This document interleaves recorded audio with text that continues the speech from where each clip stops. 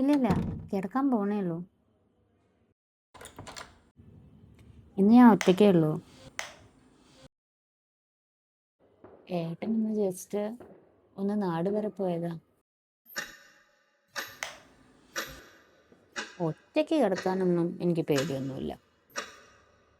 പിന്നെ ആ ഡയസറെ കണ്ട സമയത്താണ് ഞാൻ നമ്മുടെ സ്മൃതിൻ്റെ കാര്യം ഓർത്തത്. ആ കേസിൻ്റെ വല്ല വിവരമുണ്ടോ? അല്ല, ആ സിനിമയിലെ ചില കാര്യങ്ങളും നമ്മൾ എക്സ്പീരിയൻസുമായിട്ട് ഇങ്ങനെ കണക്ട് ചെയ്ത് ആലോചിക്കുമ്പോൾ. നീ അത് കണ്ടിട്ടില്ല? ഇവിടുത്തെ ആൾക്കാരുമായിട്ട് നമ്മൾ അത്ര അങ്ങോട്ട് കമ്പനി ആയിട്ടില്ല. പക്ഷെ കഴിഞ്ഞ ദിവസം ഇവിടെ പച്ചക്കറി വിൽക്കാൻ വരുന്ന ചേച്ചി എന്നോട് കുറച്ച് കാര്യങ്ങൾ പറഞ്ഞു. ഇവിടെ താമസിച്ചെന്നാരെയോ കാണാതായിന്നോ മരിച്ചിരുന്നോ. എന്താടി വെക്കല്ലേ, കുറച്ചേരും കൂടെ നിൽക്ക്.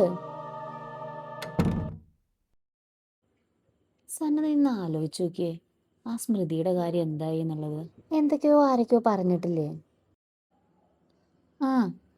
ആത്മഹത്യയാണെന്നോ കൊലപാതകമാണെന്നോ അങ്ങനെ എന്തൊക്കെയോ. എനിക്കിന്നലെ അത് കണ്ടപ്പോൾ മുതൽ അവളെ തന്നെ മനസ്സിൽ വരും. എന്ത് കഷ്ടമാണെന്ന് ആലോചിച്ച് നോക്കിയേ. അതിനെപ്പറ്റി കൂടുതൽ ചർച്ച ചെയ്തിരിക്കും നമുക്ക് നല്ലത്. ഇല്ലില്ലില്ല, എനിക്കിനി കൂടുതലൊന്നും പറയാനില്ല. അതേ, ഞാൻ കിടക്കാൻ നോക്കട്ടെ. എടി, പറഞ്ഞ് എനിക്കിപ്പോൾ ലൈറ്റ് ഓഫ് ആക്കാൻ തന്നെ പേടിയായി. കുഴപ്പമില്ല, ഇന്നൊരു രാത്രിയല്ലേ, ഞാൻ തന്നെ നാളെ വിളിക്കാം. Good night.